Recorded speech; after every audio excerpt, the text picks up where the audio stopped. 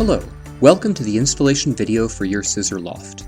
Today, we'll be going over the necessary steps to assemble and mount your storage system correctly. Before we begin, make sure you have both of the boxes we sent you and the required tools.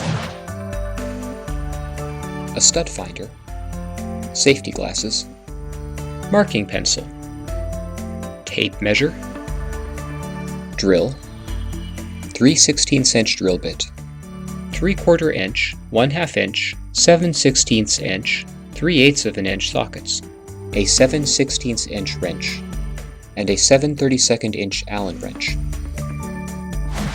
First, you'll want to put on your safety glasses to avoid any possible harm to your eyes or face. Begin by finding the ceiling joists. Use your stud finder to locate the ceiling joists.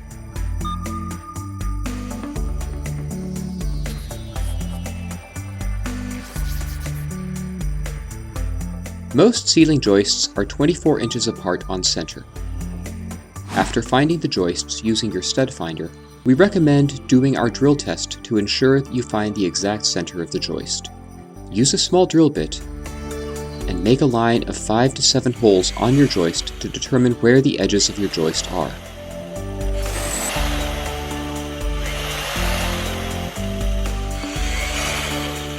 By missing the joist on each end, you can locate the exact center of the joist. Step 1. Assemble and mount your support rails. If your garage doesn't have drywall, you can mount the support rails directly to the ceiling joists.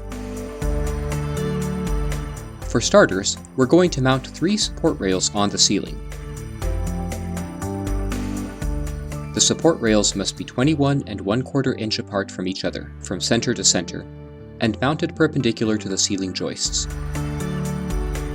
Each of the 3 support rails are composed of 4 26-inch sections.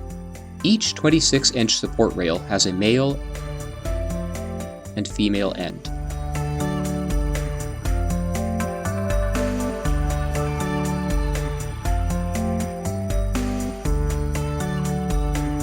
Use a rubber mallet if necessary to ensure that the male ends are fully inserted into the female ends when assembling your support rails. Now, we are going to mount your support rails to the ceiling. Ensure that you have at least 5 inches of clearance from any wall to your support rails. Always pre-drill using a 3/16 inch drill bit before inserting the lag bolts.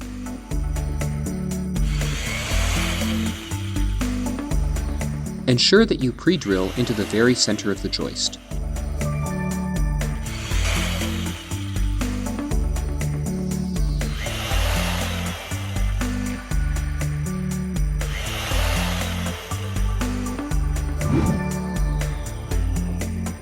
Use a minimum of 1 lag bolt and washer per 26-inch section of your support rail. Use your drill and a 1/2 inch socket to fasten your lag bolts.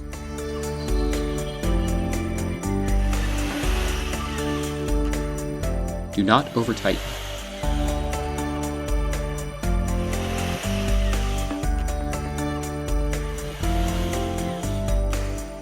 We recommend fastening your outer lag bolts to a maximum of 5 inches from each end of your support rails. Now we're going to mount the middle support rail 21 1/4 inch from the center to center of the first support rail. We find it best to measure 20 1/2 inches from the inside edge of your first support rail to the center of your next support rail. Mark 20 1/2 inches with a pencil.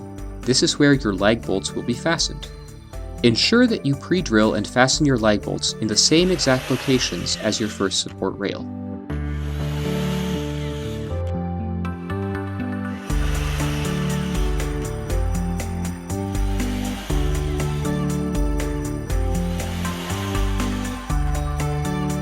Now, repeat these steps for your third support rail.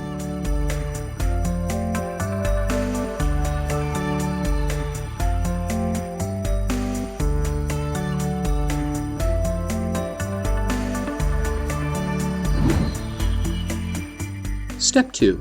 Assemble and mount the first center spool bracket. There are 2 spool brackets that we will assemble and secure to the outer support rails. Let's start with the first one.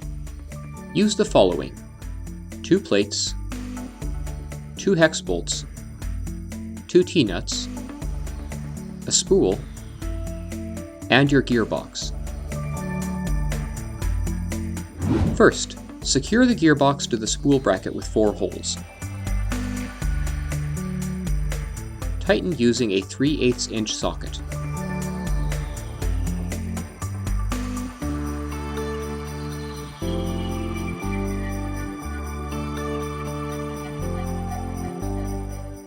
As you can see, the spool has a square and round end. Insert the square end into the gearbox. Now, take the plate with the smaller, black-rimmed hole and slide it over the circular end of the spool. Next, insert your hex bolts into the 2 top holes of your brackets and loosely fasten your T-nuts. Ensure that the teeth of the T-nuts are facing down. Now, let's mount the first center spool bracket with the gearbox on one of the outer support rails. Before doing so, you need to consider this. The gearbox is what you'll use to raise and lower your Syzzor Loft, so it should be easily accessible. We recommend using the support rail that is furthest from the wall. Mount the first center spool bracket so the center of the spool aligns with the center of the support rail. Always make sure your T-nuts are rotated clockwise a full 90 degrees before tightening. Note, the T-nuts do not rotate a full 90 degrees when inside the male-female connector, or when there is interference from the lag bolts. This is why it is key to center the spool brackets with the center of your outer support rails. Use your drill with a 1/2 inch socket to tighten.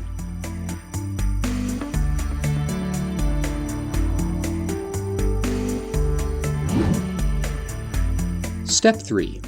Assemble and mount the second spool bracket. Use the following: 1 plate, 2 hex bolts, 2 T-nuts, 1 3/8 inch hex bolt, 1 3/8 inch hex nut, and your spool. We're going to repeat what we did with the other spool. Again, to assemble your second spool bracket, insert the round end of the spool into the black rimmed hole. Now, insert the 3/8 inch hex bolt into the circular end of the spool. Fasten the nut, and tighten the bolt using a 7/16 inch socket and wrench.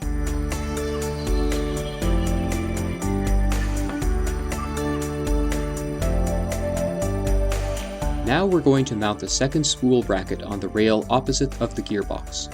Again, align your spool bracket with the center of your support rail. After it's centered, tighten the hex bolts with a 1/2 inch socket.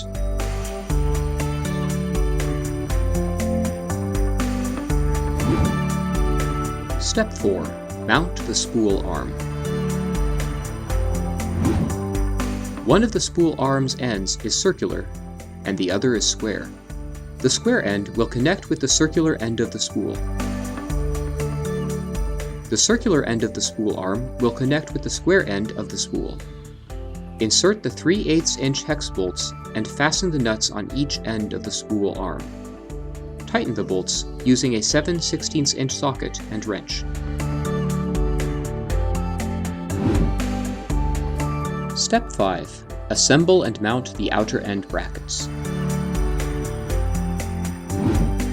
Assemble the first outer end bracket by inserting the 6 hex bolts and T-nuts.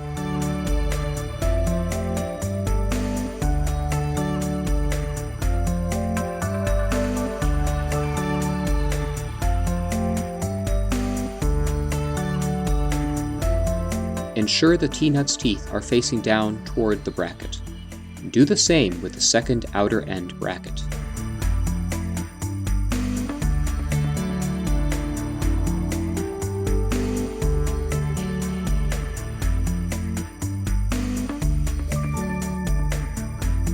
Now let's mount one of the outer end brackets.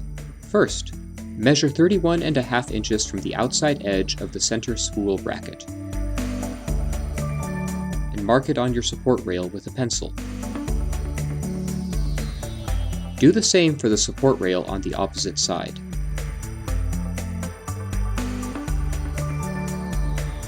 Now we're ready to align and mount the first outer end bracket. Notice there's a triangular shape on the center of the bracket. We call this the flange. It is very important that the flange is facing inwards towards the center spool arm. Insert each of the T-nuts in their corresponding rails track. Similar to the center spool brackets, insert the T-nuts parallel to the support rails and then rotate them a full 90 degrees clockwise. Do not fully tighten, as you will have to adjust its position to align with your 31.5-inch measurements. Now let's mount the second outer end bracket, following the same procedure. Remember that it should be 31.5 inches away from the center spool brackets.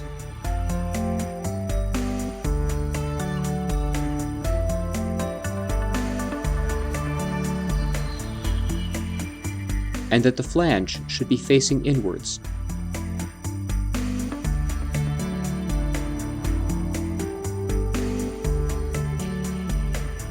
Once you have the bracket in place, tighten the bolts with a drill, using a 1/2 inch socket.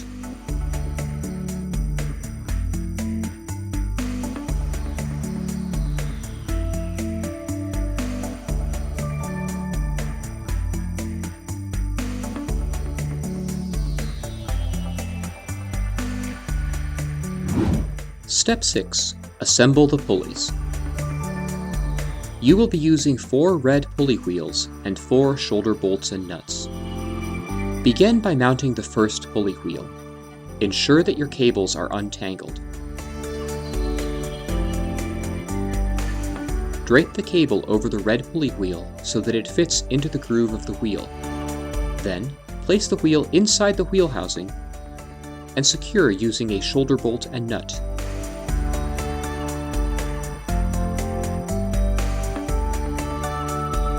Tighten using an 11/16 inch socket and a 7/32 inch Allen wrench. Repeat this step for the other 3 remaining pulley wheels.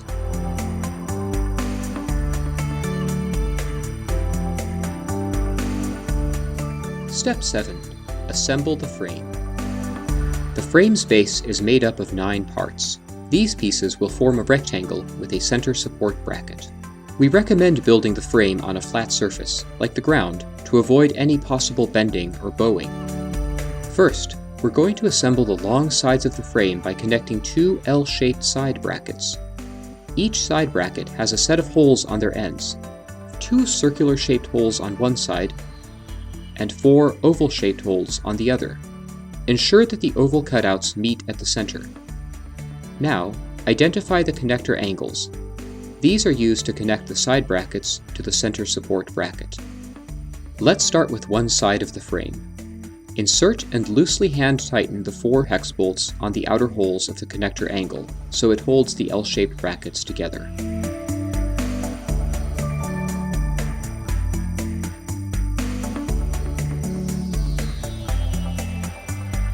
Then, place the center bracket and match its 4 holes with the center holes that are still free on the connector angle. Bolt them together using 4 hex bolts and loosely tighten the bolts. Do not fully tighten until the entirety of the frame is assembled.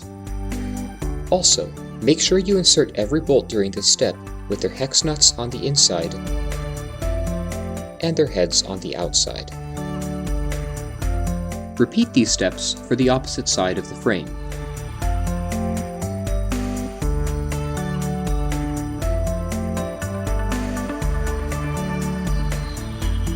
Next, connect the long sides of the frame with the shorter ends of the frame using 2 hex bolts on each corner.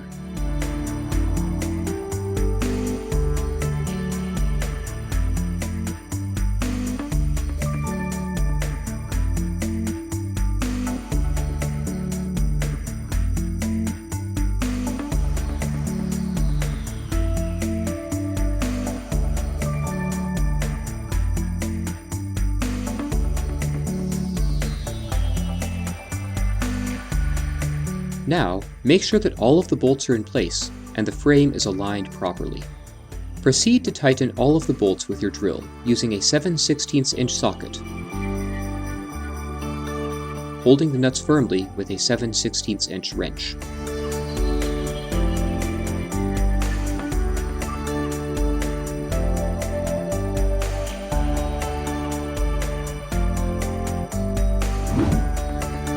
Step 8. Attach the cables to the frame. Let's look at the cables now. They are already factory balanced so that both ends of the cables hang at the same height from the spool. We need to connect the frame to the cables on all 4 corners. At the end of the cables, there are large eye bolts with a loop at the top. We will use these to connect the cables to the frame. We recommend connecting the cables to the frame while the frame is still resting on the ground, lifting one side at a time. If this is difficult for you, use 2 ladders or a sawhorse to support the frame. If necessary, ask for assistance. The eye bolts have 2 black nuts and 2 washers. Start by removing the lower nut and washer of one of them. Leave the upper nut and washer on the bolt. Now, insert the eye bolt in one of the corner slots on the frame. Secure it on the other side by fastening the nut and washer you removed. Hand tighten it for now.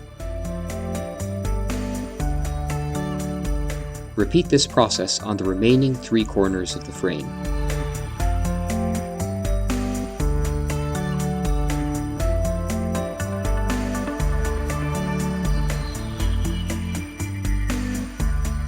Turn the eye bolts loops so they are parallel to the short sides of the frame.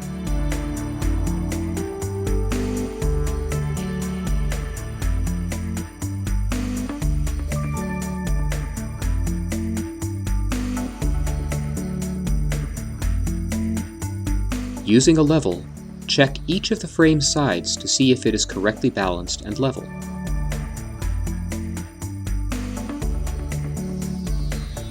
If it isn't, you can adjust the nuts on the eye bolts to raise or lower a specific corner. When level, tighten the nuts using a 9/16" wrench and socket.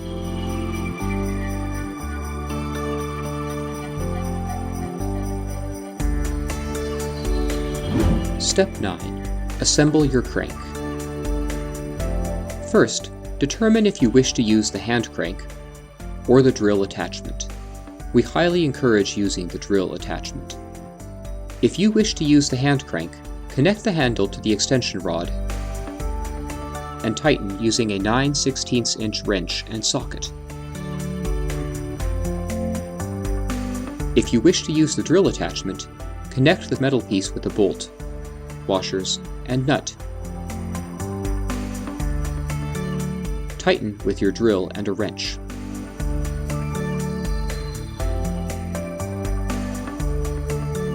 Now hang the extension rod's hook on the metal loop sticking out of the gearbox. By turning this crank, you'll be able to spin the spools, thus raising and lowering the frame.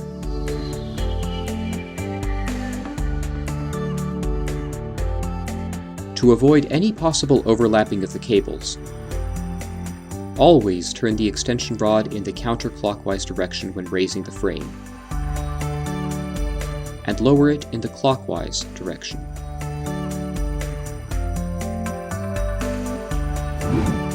Step 10. Insert the trays. Insert the 6 tray support angles into the slots on the side brackets of the frame. Remember the center support bracket of the frame? We are going to place 3 of the support angles to its right and 3 to its left. Look for the small slots running along the side brackets of the frame and insert the support angles in them one by one, connecting the little flanges on their ends.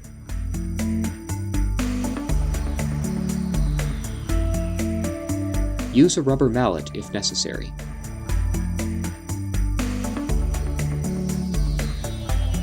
The next thing we need to do is put the 3 trays on the frame, which are supported by the support angles. One of the trays has a center cutout on its shorter sides. Place this tray in the middle of the frame. Then, place the outer 2 trays on each side of the middle one. The outer 2 trays are identical, so it doesn't matter which side you place them on. Okay, we're almost finished. Step 11. Attach the Syzzor stabilizers to the frame. Note, this step is optional, as most homeowners prefer access to their Syzzor support loft from all 4 sides. The scissors help stabilize the unit when loading and unloading. However, they are not required for supporting the weight of the frame.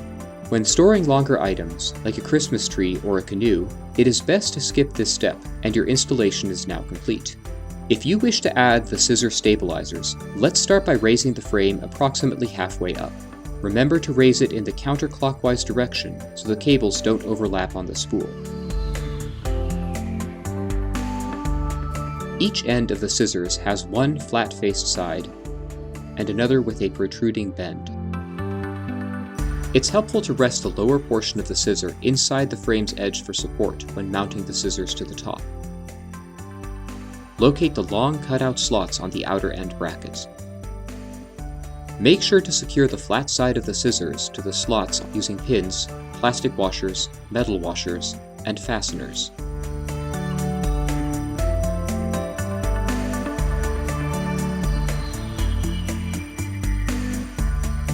Alternate the scissor arms so the flat surfaces are held against the frame, one on the inside, one on the outside. Ensure that the plastic washers make contact with the slotted metal. This is important as the metal washers will cause too much friction. Now secure the bottom end of the scissor stabilizers to the frame using the same process.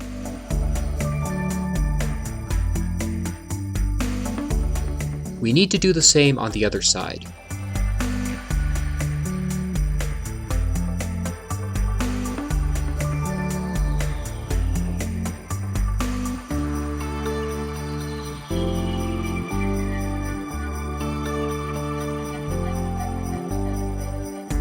Note: do not raise the tray more than 22 inches from the ceiling because your cables will begin to overlap on the spool if you do so. To avoid this, we will secure and tighten the stoppers to the appropriate height on the cables. As their name suggests, they stop or prevent the tray from going beyond your desired maximum height. After determining your desired maximum height, slide the stoppers up on the cables until they make contact with the pulley wheels. Tighten the U-bolts to the cable at your desired height.